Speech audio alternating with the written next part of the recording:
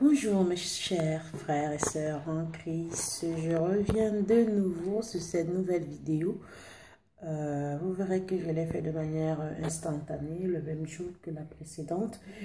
Mais en fait, là, j'aurais bien aimé vous partager également mon témoignage sur comment j'ai pu renaître de nouveau. Alors, c'est vraiment très intéressant dans le sens où je bénis le Seigneur, hein, toujours pour ce qu'il fait, pour ce qu'il accomplit, parce que il est tellement bon et miséricordieux il ne se tait point quand on l'appelle. Ça, c'est quelque chose. Et je pense que toutes les personnes qui sont dans cette démarche de recherche avec le Seigneur, ils savent, ils vont se reconnaître dans cette vidéo. Ce qui est important ici, c'est de savoir que tout ce que nous, on vit, tout le monde peut le vivre. C'est accessible à tout le monde. Donc, tout dépend de nous et de notre volonté, en fait. Parfois, nous avons tendance à dire des choses en disant, oui, si Dieu le veut. Mais Dieu, il a déjà voulu, en fait. Mais tout dépend maintenant de nous et de notre foi. C'est la raison pour laquelle je me suis dit, je vais encore partager un témoignage sur... alors, il y en a tellement beaucoup. J'ai pas envie de vous prendre trop de temps, mais... un témoignage sur quoi je pourrais faire. Donc, un témoignage tout simplement sur la bénédiction, hein, tout simplement, sur ma vie personnelle. Je suis désolée, mais comme on dit, quand tu marches avec le Seigneur te demande aussi de prendre des décisions. C'est pas tout simplement dire j'adore le Seigneur et tout, mais à un moment donné, il faut prendre des décisions. Donc, moi, aujourd'hui, je vis, comment dirais-je, je vis en concubinage, ce qui n'est pas... Au départ, je me disais, oui, puisque ça fait un moment que je vis en concubinage, je suis reconnue devant Dieu et que par rapport à ça, je n'ai jamais trompé mon mari, donc il n'y a pas de souci. Mais le Seigneur sait que nous avons une relation digne de lui. Mais mes chers frères et sœurs en Christ, non. Alors, j'ai été brisée, comme je dis, comme le Seigneur s'est souvent fait ce jour, il te brise hein, pour que tu puisses te relever et marcher dans sa sainteté et surtout parce qu'il veut nous rendre comme lui. Alors, quand je suis partie, il fut un moment, donc du coup, j'ai voyagé avec mon mari, je ne comprenais pas pourquoi il ne voulait plus de moi. Je me dis, mais pourquoi il ne veut plus de moi? Qu'est-ce qui se passe? Est-ce qu'il me trompe et tout et tout? Mais sauf que je ne savais pas que c'est le Seigneur qui voulait me préserver de plusieurs choses parce que plus je suis en train de vouloir à le chercher, plus il va me permettre de rentrer dans sa sainteté. Et pour rentrer dans sa sainteté, il ne faut pas se leurrer, il y a des habitudes qu'il faut laisser. Il y a des pensées qu'il faut mettre derrière. Il y a des décisions qu'il faut prendre. Alors là, je me suis dit, waouh. Donc du coup, je ne comprenais pas. Donc je me suis prise la tête avec mon mari parce que je ne comprenais pas pourquoi il me repoussait. Je rentre ici, pareil, je ne comprends pas pourquoi il me repousse. Et moi, j'avais de ces envies de masturbation, des trucs bizarres, de bidons qui ne sont pas dignes du Seigneur. Les choses qui ne sont pas propres devant le Seigneur. Donc, et moi, ma prière de tous les jours, c'était de demander à Dieu, oh papa, tout ce que je veux, papa, c'est de rentrer dans ta sainteté. Purifie-moi. Purifie-moi, sanctifie-moi. Le Seigneur a compris ma prière. Et donc, du coup, je lui ai demandé qu'il me purifie, qu'il me sanctifie. Pour que je puisse rentrer dans son rêve. C'est ce qu'il était en train de faire. Sauf que ça, je ne savais pas qu'avant que je puisse rentrer, comme dirais-je, il faut que je sois brisée parce que je n'étais pas digne d'entrer dans son royaume. Je bénis le Seigneur parce qu'il entend, il fortifie ses enfants et il sait qu'à chaque fois qu'on l'appellera, Seigneur, oh, gloire à toi, papa, tu réponds toujours. Donc voilà, je vous dis un témoignage, il est quand même assez sacrément personnel ce témoignage, mais il faut que je témoigne. Si je ne témoigne pas, les gens ne peuvent pas se visualiser sur ce qu'ils vivent.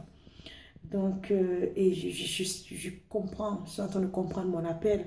Je ne peux plus rester comme ça sans toutefois dire des choses et que les choses, si ça peut sauver une âme, c'est déjà ça, quoi. Donc, c'est pour ça que je vous relate un petit peu ce témoignage qui est vraiment très personnel.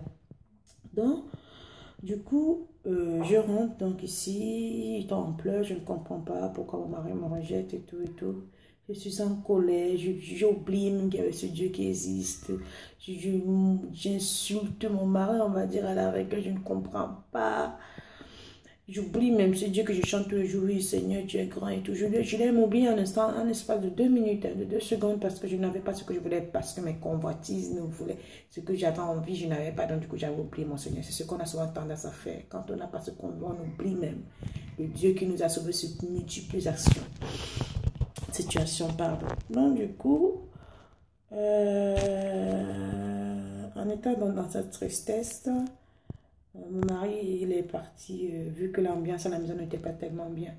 Donc, il est parti pour une semaine, voilà, il devait partir pour une semaine, il est parti pour une semaine. Donc, moi, je suis restée et je me suis retournée voir mon Seigneur. J'ai dit, papa, pourquoi je souffre aussi tant? Pourquoi je souffre aussi tant? Normalement, si tu es vraiment, comme on dit souvent, si tu es le vrai Dieu, tu ne dois pas me laisser souffrir. Après, le Seigneur m'a montré, ma chérie, il faut que tu comprennes.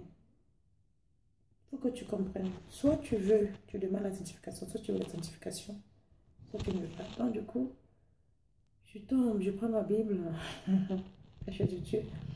Je prends ma Bible, donc je tombe sur... Donc, quand c'est comme ça, quand je suis en pleine tristesse et tout, j'écoute des enseignements que je trouve sur enseignement.com, un très beau site. Je remercie d'ailleurs ces pasteurs qui sont là pour nous fortifier, pour nous accompagner dans notre démarche. Et vraiment, j'ai eu beaucoup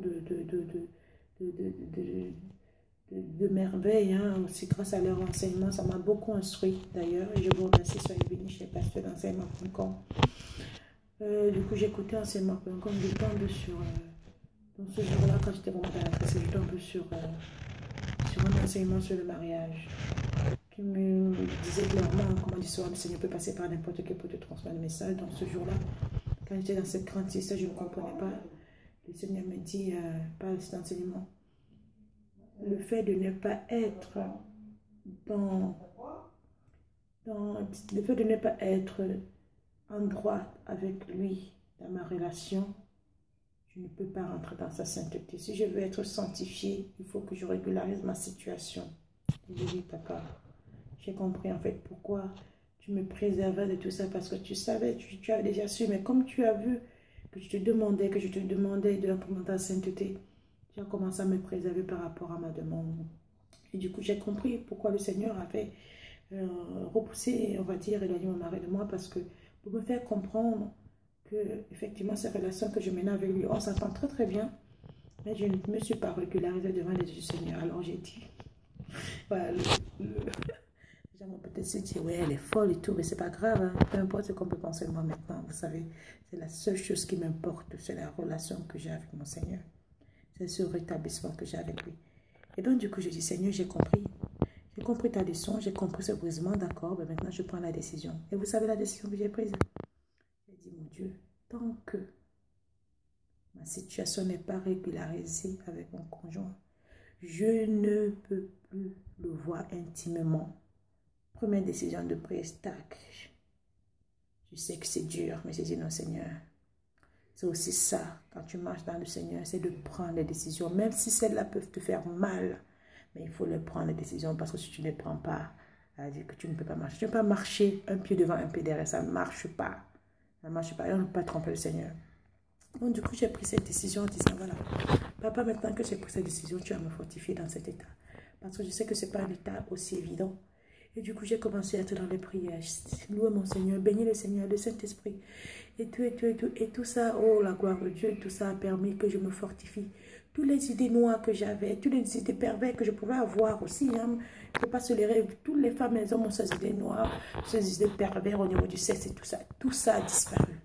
Le Seigneur m'a délivré d'un poids. Je n'avais plus des idées de masturbation qu'une femme peut avoir, des idées d'envie de faire l'amour qu'une femme peut avoir. Le Seigneur m'a libéré de tout ça, je n'avais plus rien.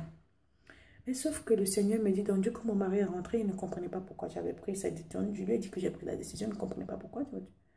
J'ai pris la décision parce que, mon Dieu, là j'ai pris la décision. Je ne peux pas t'expliquer, mais il faut que je rétablisse ma relation avec Dieu. Et le fait que tu m'aies repoussé, Dieu, quoi, merci, c'est le Seigneur qui voulait me rétablir.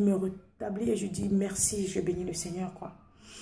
Donc, du coup, cette décision étant prise, mais moi, de mon côté, quand je m'habillais à la maison, quand je rentrais du travail, je portais toujours des shorts, peut-être toujours des mini-shirts et tout, on voyait mes cuisses et tout ça.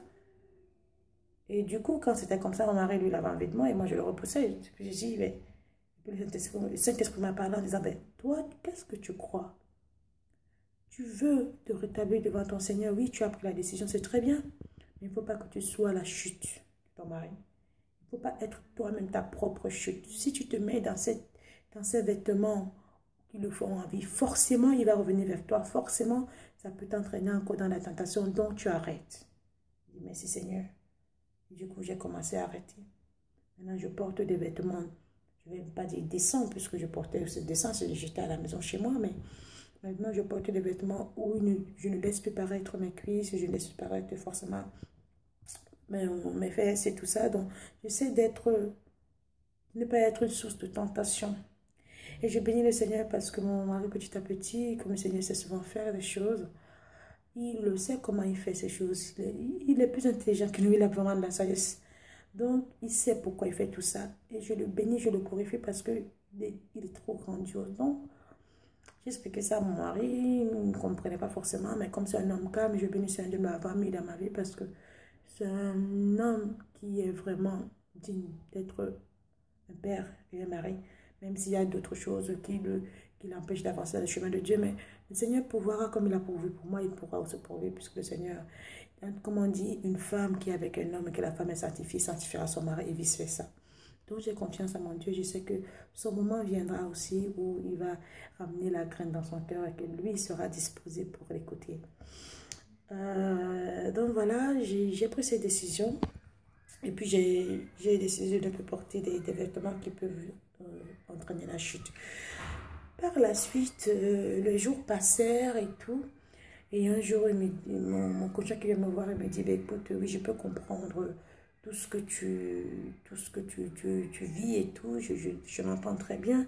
Mais tu sais, même m'embrasser, tu ne peux pas me refuser. Tu ne peux pas refuser que je t'embrasse.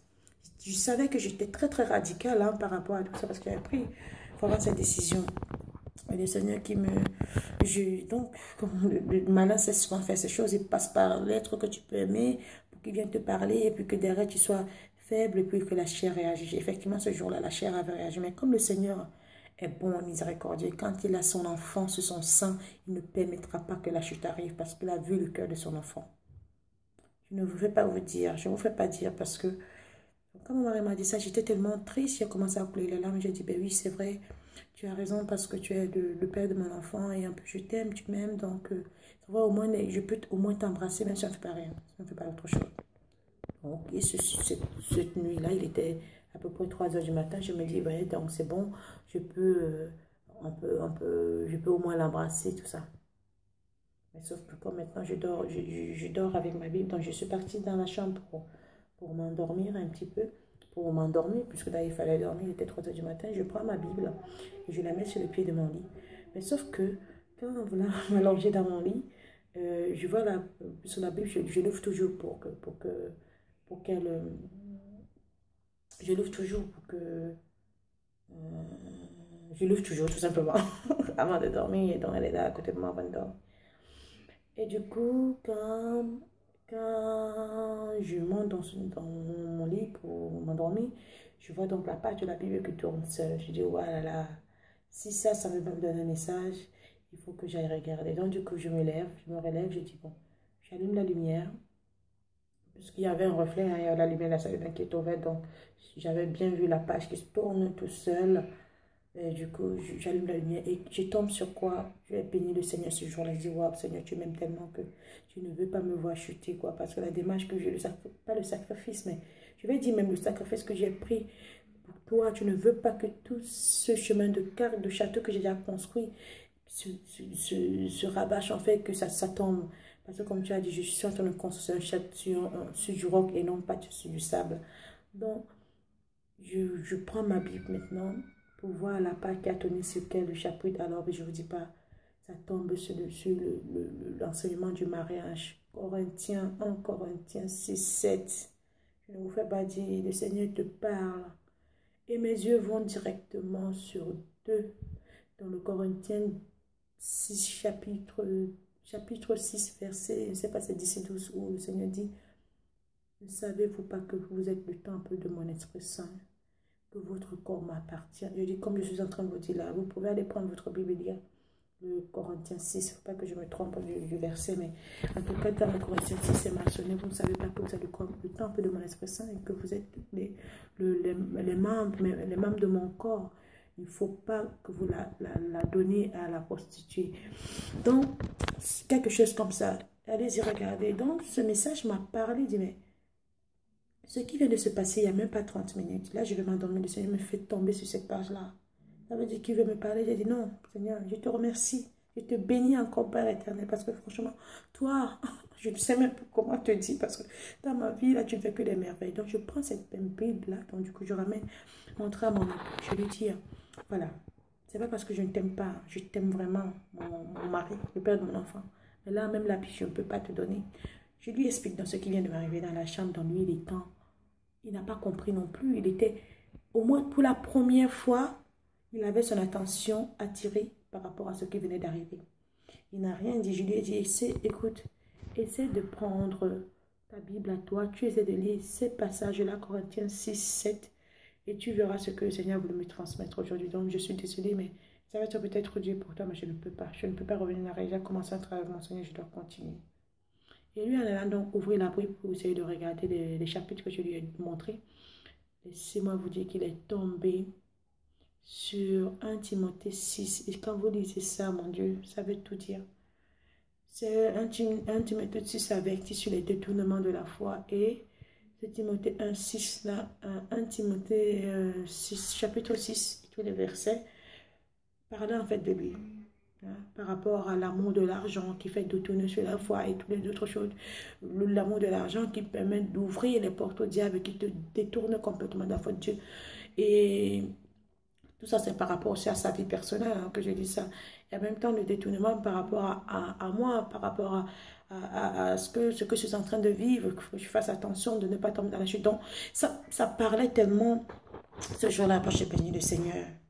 Alors là, quand l'ennemi a compris que, que ma décision était vraiment prise avec tous les effets qu'il a fait. Alors là, vous n'allez pas croire. Les nuits, je ne faisais que vivre les couches de nuit. Les choses qui m'arrivaient, mais très rarement, mais là, tous les jours, je vis les couches de nuit avec mes gens de ma propre famille. Les couches de nuit. Et puis là, un jour, quand j'ai vécu cette couche de nuit, le Seigneur m'a mis le psaume 42.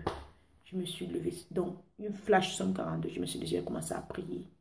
J'ai commencé à prier, à prier, à prier. Depuis ce jour-là, depuis que ce jour-là, d'ailleurs, je mettais ma Bible avec moi pour dormir. Et 2 jours après toute cette histoire, je tombe sur un enseignement d'enseignement.com. Alléluia, je bénis le Seigneur. Où le Seigneur, il parlait du Saint-Esprit. Et cet enseignement d'enseignement.com, ils ont fait une prière à la fin.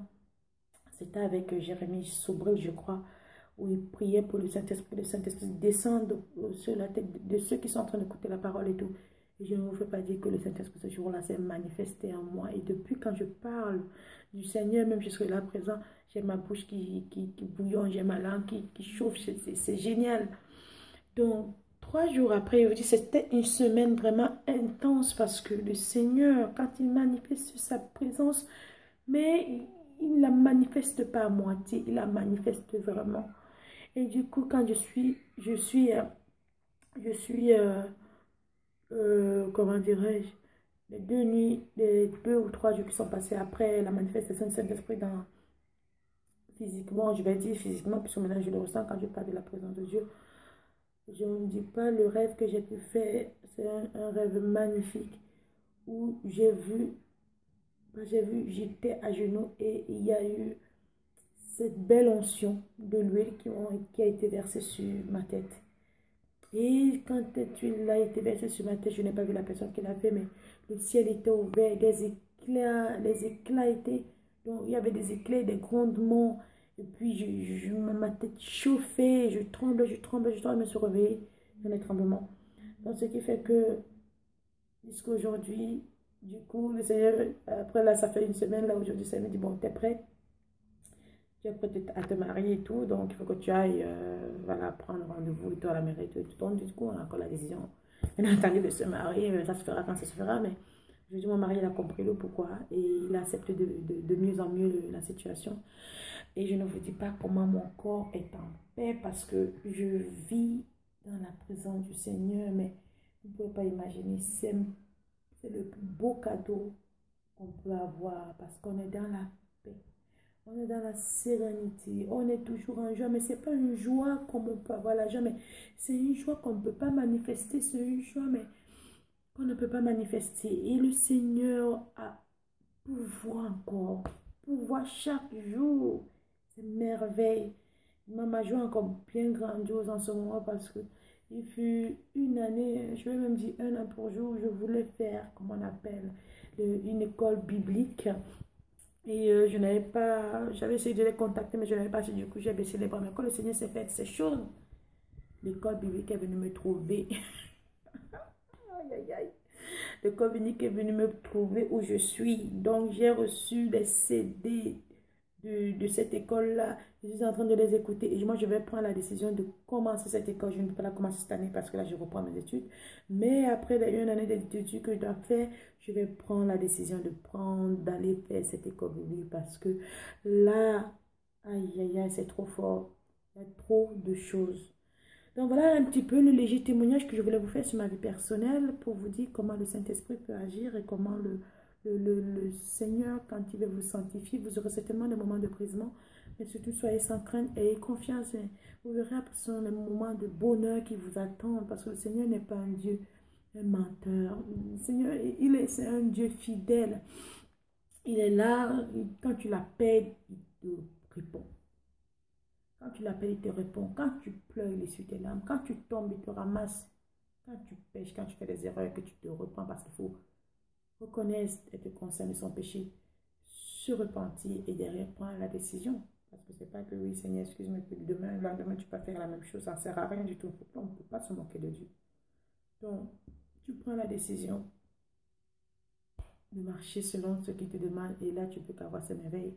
Comme il disait Jésus-Christ, hein, si quand il mourra, on lui demandait, oui, es-tu le Fils de Dieu? Lui dit, oui, je suis le Fils de Dieu, mais mon royaume n'est pas d'ici. Ben oui, si vous saviez que le royaume, en fait, c'est nous qui faisons partie de son royaume.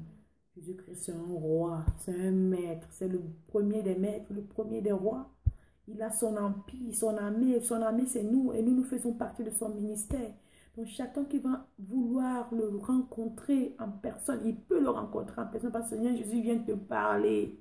Il te parle, il se manifeste chaque jour dans tes situations, il se manifeste chaque jour dans tes rencontres. Il peut passer par n'importe qui pour te parler. Et c'est un truc de malade, c'est génial. Et nous, on fait partie de ces ministres.